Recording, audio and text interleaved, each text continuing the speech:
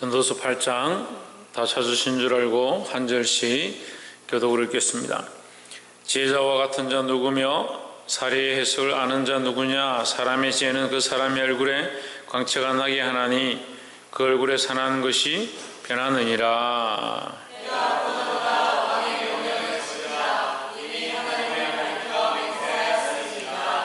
왕 앞에서 물러가기를 급거이 말며 악한 것을 일삼지 말라. 왕은 그 하고자 하는 것을 다 행함이니라.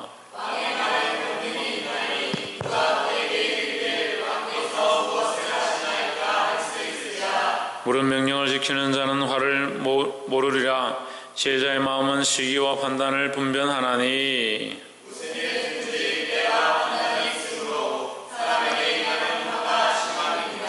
사람이 장래 일을 알지 못하나니 장래 일을 가르칠 자가 누구이랴.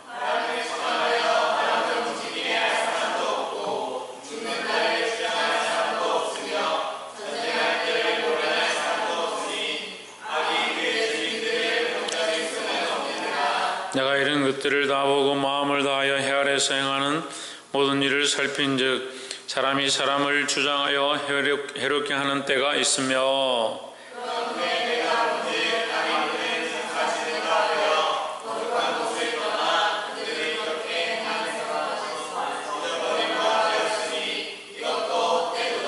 악한 일의 징벌이 속히 실행되지 않으므로 인생들이 악을 행하기에 마음이 담대하도다.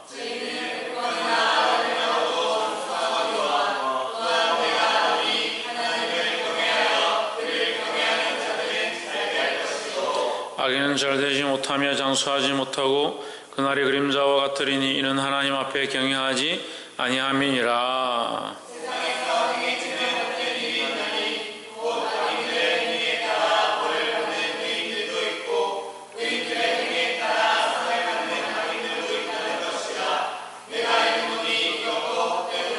이에 내가 희락을 칭찬하노니 이는 사람이 먹고 마시고 즐거워하는 것보다 혈에서 나은 것이 없음이라. 하나님이 사람으로 혈에서 살게 하신 날 동안 수고하는 중에 이것이 항상 함께 있을 것이니라.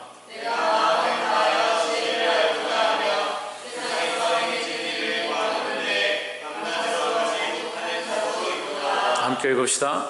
또 내가 하나님의 모든 행사를 살펴보니 해 아래에서 행하는 일을 사람이 능히 알아볼 수 없다. 이 앞서서 말해보려고 할지라도 능히 알지 못하나니 비록 지혜자가 아노라 할지라도 능히 알아내지 못하리로다. 아멘. 할렐루야. 우리 옆에 성경 잡자 사랑합니다. 축복합니다.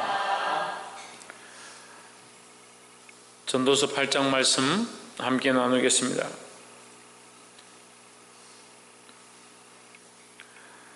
전도서 8장 말씀은 전능자에 대한 복종에 대해서 가르치고 있습니다.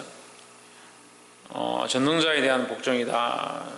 우리가 전능자를 모르면 복종할 수가 없고 순종할 수가 없습니다. 세상에 많은 사람들이 왜 하나님을 믿지 못하느냐, 하나님을 알지 못하니까 더 나아가서 조물주 창조자를 알지 못한다. 그러니까 하나님 창조자에 대해서 아예 인정하기 싫어한다. 세상이 창조된 것도 인정하기 싫어하고 그냥 우리가 인류의 역사 가운데 존재할 뿐이다라고 인류에 대해서만 생각하는 것이지 영적인 하나님을 전혀 생각하지 않는다라는 거죠. 그러니까 뭐 어떻게 살기 원하냐? 자기 마음대로 살기 원한다. 그게 심각한 문제다라는 거예요. 오늘 이 말씀을 통해서 전능자를 알게 되기를 소망합니다. 8장 1절에 지혜자와 같은 자 누구며 사리의 해석을 아는 자 누구냐? 사람의 지혜는 그 사람의 얼굴에 광채가 나게 하나니 그 얼굴에 산한 것이 변하느니라 했습니다. 자, 사람의 지혜자와 같은 자 또 사리를 아는 자가 누구냐? 그 사람의 지혜는 그 사람의 얼굴에 광채가 나게 하고 그 얼굴에 산한 것이 변한다. 그 지혜자는 자기 감정과 자기 생각으로 하는 것이 아니고 지혜를 주신 분의 말씀을 따라서 살아간다라는 거죠. 그래서 지혜자는 창조주를 알아야 하고 또한 우리는 그 지혜자를 볼 때에 그 창조주를 두려워하는 것처럼 우리도 그 지혜자를 두려워해야 된다. 이것이 연결됩니다. 그래서 우리가 말씀 안에 바로 서 있고 우리가 하나님 앞에 바로 서 있다면 많은 사람들이 우리를 통해서 하나님을 알게 될 것이고 우리를 두려워하게 되어 있다는 거죠. 근데 우리가 말씀 안에 있지 않냐고 하나님 두려워하지 않는다면 세상 사람도 우리를 우습게 생각하는 겁니다. 그래서 우리는 지혜자가 되어야 합니다. 무슨 지혜자요? 네, 하나님 아는 지혜자. 그래서 첫 번째가 하나님께서 세우신 자에게 순종하자입니다. 그래서 하나님께서 세우신 지혜자, 하나님께서 세우신 자를 순종해야 한다는 겁니다. 8장 2절에 내가 고난하노니 왕의 명령을 지키라. 뭘 지키라? 왕의 명령을 지켜라. 이미 하나님을 가리켜 맹세하였음이니라 했습니다. 자, 누가 맹세하였느냐? 누가 맹세했다는 거예요? 왕이 맹세했다는 거죠. 왕이 하나님 앞에 맹세했다. 어떻게 맹세했냐? 왕이 세워질 때에 나는 하나님이 원하시는 대로, 하나님 말씀대로, 하나님의 법대로 이 나라를 다스리겠습니다. 맹세했다는 거죠. 그럼 왕은 누가 앞에 있냐? 하나님 앞에 있는 겁니다.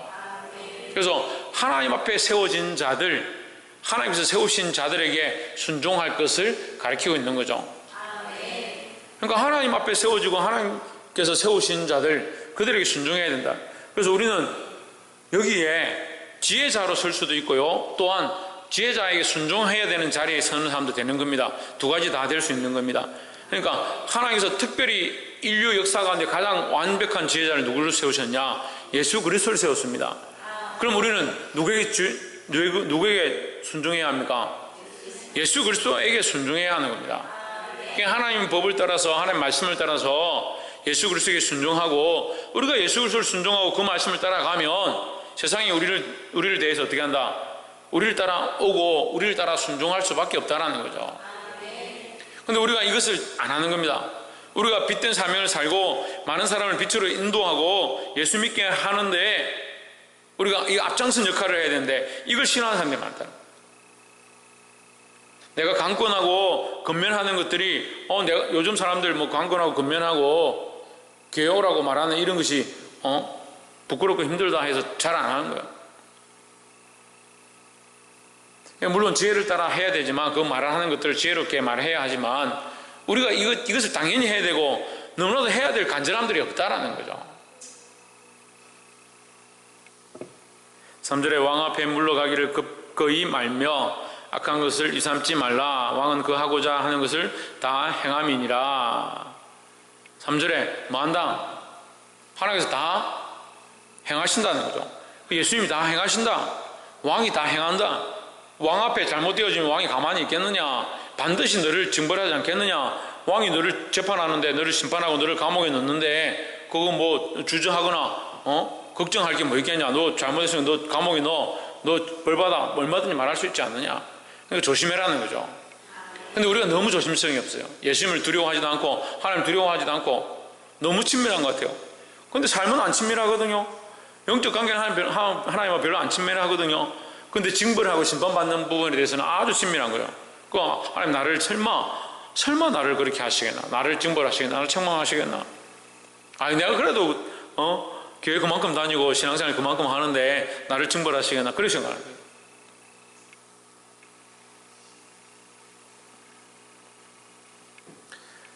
그래서 하나님과 세우신 자를 순종하는 저와 여러분 되기를 소망합니다.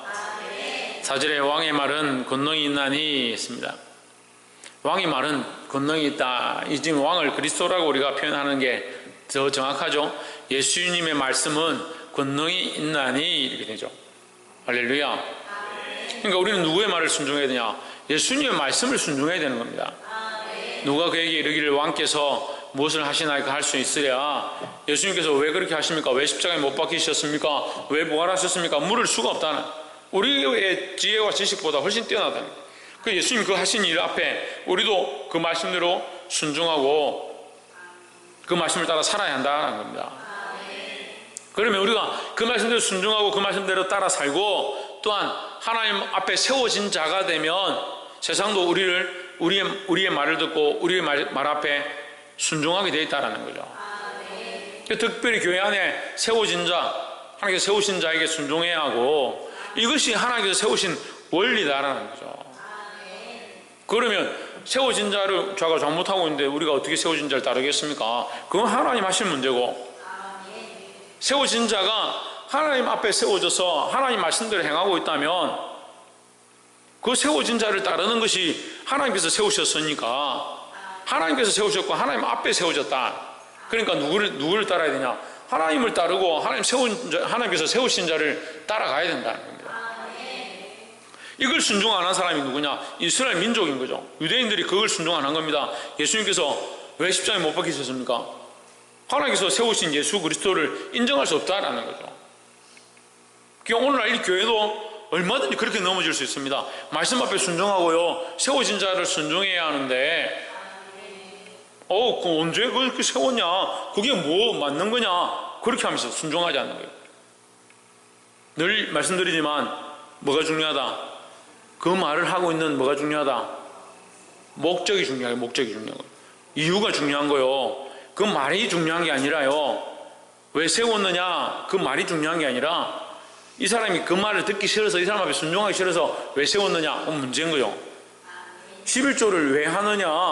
나는 11조 드리고 싶은데 좀 더 정확하게 알고 싶다. 그래서 11조를 왜 하느냐? 이렇게 생각하는 사람하고, 11조를 너무 드리기 싫고 돈도 없고 하기 싫다, 어렵다, 그래서 11조를 왜 하느냐? 완전히 다른 거죠. 이 사람이 이유가 어떠하든지 결국은 드릴 것이고, 이 사람이 이유가 어떠하든지 결국은 안 드릴 거라는 거죠. 왜 11조를 들어야 되는지 아무리 가르쳐도요, 드리기 싫은 사람은 그 이유를 듣고 나서 듣고 나니까 내가 꼭 안 들어도 되겠네 이렇게 결론내요. 그렇잖아요. 듣고 나니까 죽을 것도 아니고 내가 하나님께 떨어지지도 않겠다, 내가 뭐 11조 안 드린다고 멸망하는 것도 아닌데 내가 알았습니다, 네 대충 알았습니다, 이렇게 끝나는 거예요. 정비공장 가서 차 고치는데 자기 차니까 자기 마음대로 결정하는 것처럼 똑같이 하는 거예요. 자기 차는 자기 마음대로 하잖아요. 이거 고쳐주세요, 저거 고쳐주세요. 저 잘 모르지만 탈 수 있겠습니까? 타는데 지장 없으면 그냥 놔두세요. 자기 하고 싶은 대로 하는 거예요. 자기 마음대로 하잖아요. 아니에요. 공장 가서 차 고치는데 자기가 다 못하고 알아서 해주십시오, 그렇게 하는 사람이 있습니까? 하는데 이거는 어떻게 됩니까? 물론 뭐 돈 많은 사람들이야 뭐 알아서 해주십시오 하겠지만, 우리가 묻고 우리가 원하는 대로 고쳐달라 하는 거예요. 우리가 원하는 대로 선택하는 거죠. 하나님을 우리가 정비공장에 와가지고 우리 인생을 내놓고 할까 말까 조율하는 것처럼 내 목적을 가지고, 내 이유를 들고, 내 생각을 가지고 하나님 말씀해 보십시오. 들어보고 내 인생하고 맞고 내 생각하고 맞으면 내가 따르든지 안 따르든지, 그 11조 드리든지 안 드리든지 내가 결정하겠습니다. 대단한 거요. 진짜 신앙이 대단한 거요. 무슨 신앙이 대단한 거요? 그래도 천국 갈 줄 생각하는 게 대단한 거예요. 자기 인생이라 생각하고, 자기 삶을 생각하고, 자기 거라 생각하니까 자기 하고 싶은 대로 하는 거예요. 뭘 듣지 않는다? 말씀을 듣지 않는다.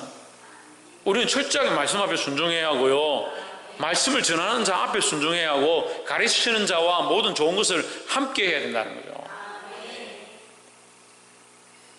두 번째로 6절에 물론 무슨 일이든지 시기와 판단이 있으므로, 무슨 일이든지 때와 판단이 있으므로 사람에게 임하는 화가 심함이니라. 자, 시기와 판단이 있다. 누가 판단하냐? 하나님 판단하시는 거죠. 그 때를 누가 하느냐? 하나님 하시는 거죠. 자, 우리가 이 말씀에 이제 주어를 넣으면 돼요.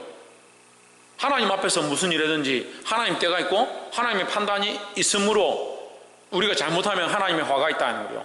하나님 반드시 우리가 해야 될 때가 아닌데 하고, 우리가 잘못되어진 생각들과 이유를 가지고 내 목적을 가지고 살았다면, 자기 것인 것처럼 살았다면 하나님 반드시 판단하신다는 거죠. 그런 사람에게 뭐가 있다? 화가 임한다는 거죠. 우리가 참 이제 저는 말씀 전하기 참 편해요. 자식을 주셨습니다. 자식을 자기에게 줬는데 그 자녀를 바르게 말씀으로 키워야 될 때와 바른 말씀 앞에 세워야 될 그것을 판단해야 되는데, 지금 내가 이 아이를 키우는데 내 감정이 앞서는지, 내 생각이 앞서는지, 내가 하고 싶은 것이 앞서는지 내가 판단해야 되는데, 이 바르게 판단 못하면 그거 하나님 앞에 판단 받는 거예요. 그러니까 화가 있을 수 있다는 게 두려워해야 된다는 거죠. 7절 사람이 장래일을 알지 못하나니 장래일을 가르칠 자가 누구이랴. 장래일을 아는 자 누굽니까? 하나님밖에 없는 거죠. 하나님밖에 없는 거죠. 그러니까 우리는 누구를 의지해야 되냐? 하나님을 의지해. 도울 힘이 없는 인생을 자꾸 의지하지 말고 점치는 자나 무당이나 세상의 어떠한 것도 쫓아가지 말고 누구를 의지해야 되냐? 하나님을 의지해야 된다. 8절에 생기를 주장하여 생기로 머무르게 할 사람도 없고, 여러분 바람이라 했는데 이 생기와 바람은 좀 다르죠? 예. 생명을 주장한다 이렇게 연결하면 됩니다. 죽는 날을 주장할 사람도 없으며 이 같은 의미로 연관지어져서 보면 됩니다. 죽는 때, 그 죽는 생명, 그리고 죽는 날 이렇게 연결하면 되죠. 그러니까 앞에서 말한 것이 뒤에 가서 조금 더 강조되는 거죠. 생기를 주장하여 생기를 움직이게 할 사람도 없고 이렇게 되니까 생명, 그 사람의 생명의 기운, 그 생명의 기운을 움직이거나 없애거나 할 사람도 없고, 죽는 날, 그 죽는 때, 그죠? 생기와 죽는 날, 이제 그 생명과 죽는 때, 이 때와 이제 생명을 따로따로 볼 수 있는 거죠.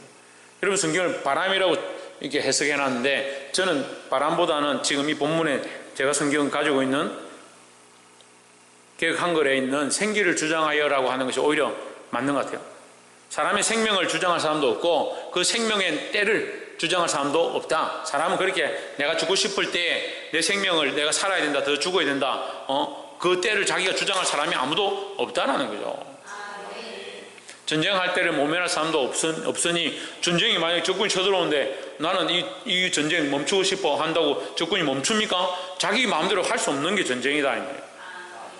악이 그 주민들을 건져낼 수는 없느니라. 악이 우리를 건져낼 수 없다.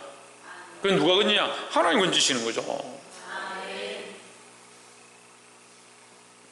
그래서 우리는 6절, 7절, 8절을 통해서 이 말씀을 나누고 싶은 말씀의 제목은 인생의 연약함을 알자라는 거죠.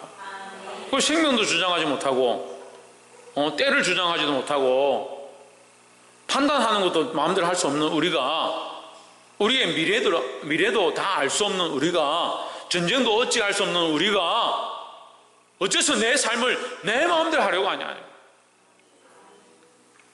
자기가 연약한 줄 모르고 자기 것이 아닌 줄 모르니까 자꾸 자기 마음대로 주장하고 자기 마음대로 결정하고 자기 마음대로 살아가는 거예요. 이게 우리 하나님 앞에 두려워해야 되는 거예요. 우리 인생의 연약함을 알고, 뭘 알고? 인생의 연약함을 알고, 나는 아무것도 할 수 없구나, 그 하나님 나를 도우셔야 되고 하나님 나를 인도하시지 않으면 나는 가능성이 없구나, 이런 신앙의 고백이 있어야 되죠. 그러니까 이게 없으니까 자꾸 어떻게 해요? 내 하고 싶은 대로 내 때에 내 날에 내가 하고 싶은 때에, 그러니까 자꾸 망하죠. 자꾸 실패하죠. 나는 연약한 줄 알아야 돼요. 나는 부족하고 나는 할 수 없고 나는 미래를 볼 수 없고 내가 좌지우지할 수 없는 그런 존재임을 알고 하나님 나를 도와주시옵소서 하는 그런 신앙으로 서야 한다는 겁니다. 할렐루야. 마지막 세 번째로 15절에 14절부터 세상에 행하는 헛된 일이 있나니 곧 악인의 행위대로 받는 의인도 있고, 여러분 성경에 좀 벌이라는 단어를 넣었네. 악인들의 행위에 따라 벌을 받는 의인들도 있고, 자, 이 말은 뭐냐면 악인들이 벌 받아야 되는데 오히려 의인이 벌을 받는 경우도 있고, 이 말이죠. 벌이라는 말은 우리가 인간이 볼 때, 사람이 볼 때의 관점이죠. 악인이 행한 걸 하나님 잘못하셔서 의인에게 벌을 줬다, 이런 관점이 아닙니다. 그러니까 악인에게는 벌을 주셔야 되는데 의인이 오히려 가난하게 살고 의인이 괴로움을 당하는 그런 경우도 많이 있고, 이 말이죠. 이 땅의 기준에서 볼 때 의인들의 행위에 따라 의롭게 살았는데 그 사람 의롭게 살았는데 의인들이 상을 받아야 되는데 오히려 악인들에게 상이 가는 경우, 그러니까 악인들이 잘 되고, 이 말이에요. 악인들이 잘 되고, 이 말을 좀 쉽게 말하면 의롭게 사는 사람이 오히려 가난한 것도 많이 보고 악하게 사는데 잘 사는 사람들도 있더라, 이 말이죠. 근데 많죠. 있더라가 아니라 많죠. 악하게 남들 뜯어내고 남들 속여가지고 취한 사람이 오히려 더 부유하게 살고 더 잘 살고 더 발 뻗고 사는 것들 많이 보죠. 남의 걸 빼앗으면 발 뻗고 못 잔다는데 잘만 뻗고 자요. 오히려 뺏긴 사람들이 잘 발 뻗고 못 자죠. 추워가지고. 돈 많은 사람들은 불 떼우고 떳떳하게 자니까 발 뻗고 자고, 추운 사람들은 빼앗긴 사람 가난해가 추워가지고 이게 오그리고 자죠. 그래, 이게 꼭 그렇지 않아요. 악인이 형통할 때도 있고 의인이 흥하지 못할 때도 있다. 세상에 그런 모양들이 있다는 거예요. 하지만 내가 이러는 이것도 헛되도다. 별로 안 중요하다. 너희가 볼 때 그렇게 그것이 참 답답하다. 왜 이러냐라고 할지라도 그건 별거 아니다. 헛되다. 어디에서 헛되다? 해 아래서 헛되다. 해 아래서. 이 세상에 있는 것들, 이 세상에 있는 모양, 그렇게 당하고 있는 그 일들이, 되어지고 있는 이 일들이 헛되다. 다 지나갈 것들이다 하는 거죠. 15절, 이제 내가 희락을 칭찬하노니, 희락을 찬양하노니 이는 사람이 먹고 마시고 즐거워하는 것보다 더 나은 것이 해 아래는 없음이라. 해 아래 하나님께서 우리에게 뭘 주셨냐? 우리에게 그래도 먹고 즐거워하고 함께 기뻐할 수 있는 그런 즐거움들을 우리에게 허락하셨다. 그것이 우리에게 즐거움이다. 하나님이 사람을 해 아래서 살게 하신 날 동안 수고하는 일 중에 그러한 일이 그와 함께 있을 것이니라. 수고도 있고, 수고함으로 함께 모여서 식사하고 교제하고, 우리 수고했기 때문에 너희 일용할 양식이 있다. 이 창세기 2장 3장 말씀에 있는 것과 연결되는 거예요. 아담에게 저주하신 하나님께서 너 아담도 저주해 일평생 수고해야 될 것이다 이렇게 끝낸 게 아니라 너희가 수고해야 먹을 것이다 이랬거든요. 그러니까 수고와 뭐가 있습니까? 먹는 것이 함께 있는 거죠. 그러니까 너희의 수고와 복이 함께 있다라는 거죠. 그러니까 인생이 고생만 하고 아무 낙이 없느냐? 그렇지 않다는 거죠. 인생에는 고생도 있지만 뭐도 따라간다? 낙도 따라간다. 위로도 따라간다라는 거죠. 그래서 우리가 이 땅에서 충분한 위로를 다 못 받을 수는 있어요. 우리가 이 땅에 수고하고 하나님 말씀대로 살았는데 이 땅에 충분한 위로를 다 못 받을 수 있어요. 그래서 충분한 위로를 다 못 받는 것을 뭐라고 표현합니까? 뭐라고 합니까? 두 자로 고난이랍니다. 고난. 우리가 충분히 이만큼 했는데 이 보상을 받지 못하는 것을 고난이라는 거예요.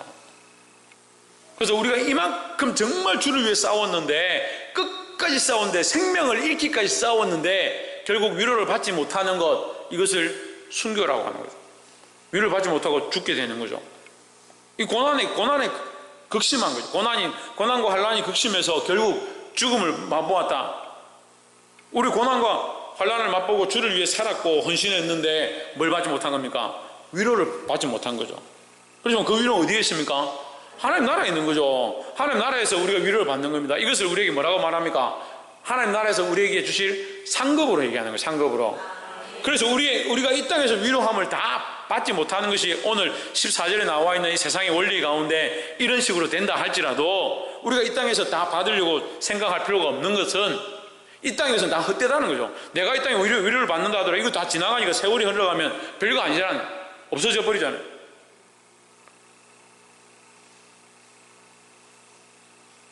여자들이 이제 아이를 낳잖아요. 아이 낳았죠.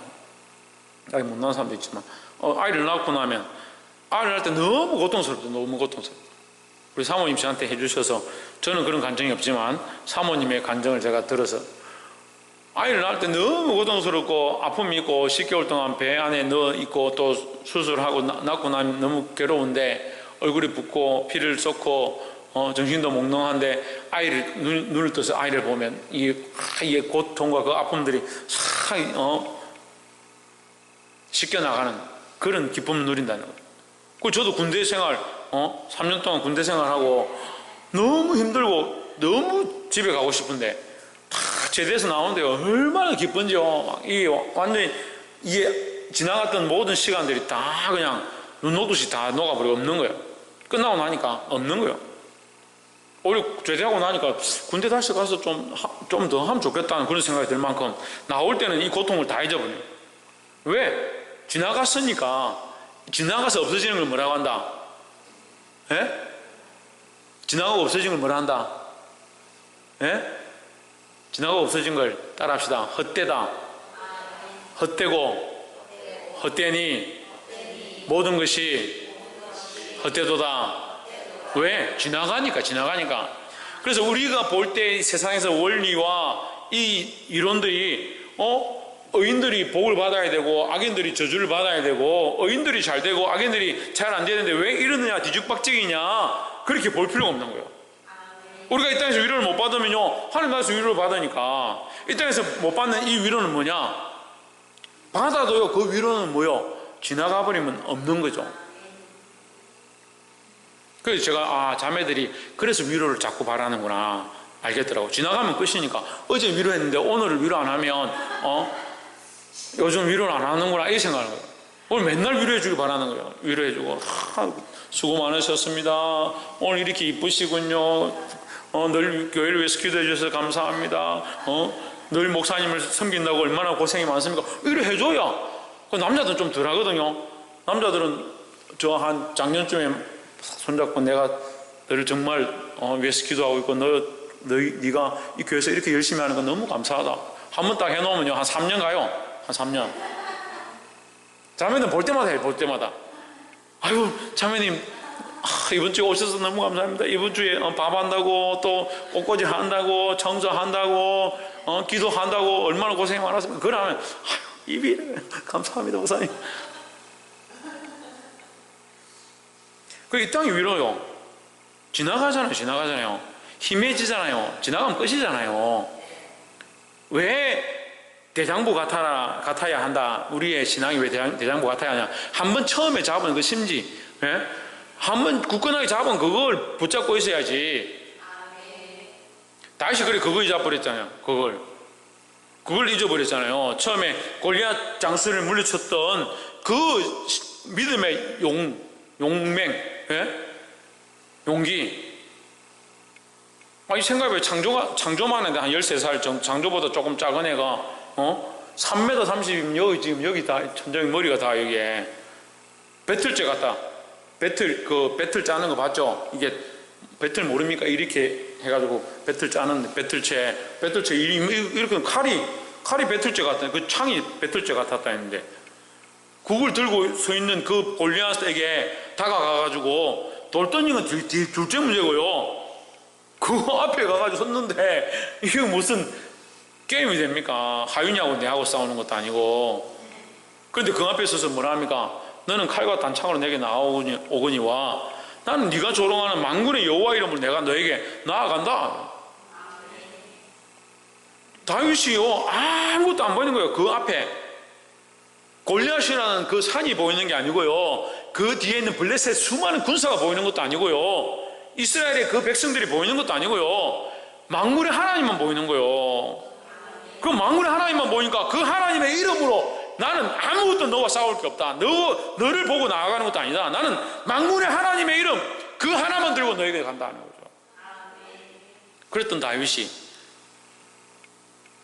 집에서 놀다가 전쟁하러 갈 생각 안 하고 집에서 쉬다가 바세바를 범하고 죄를 짓고 압살롬 누이의 이 사건도 그냥 모른 척 덮어놓고 결국 어떻게 됩니까? 반란이 일어나가지고 자식이 쫓겨가지고 도망가는 그런 신세가 되어버리는 거죠. 뭘 회복해야 되냐? 그 첫사랑을 회복해야 된다는 거죠.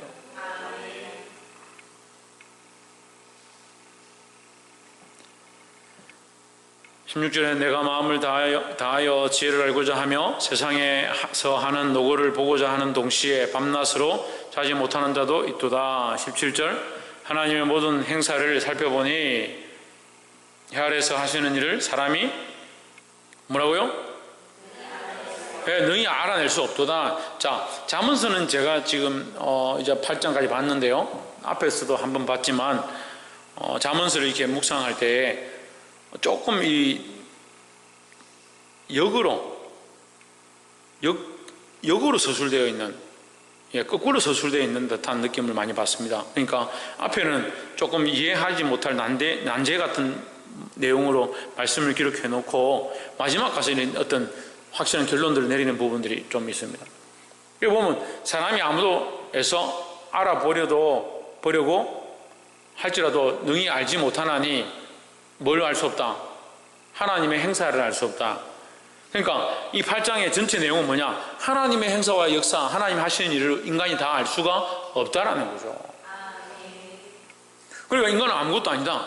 그럼 어디에 순종하라?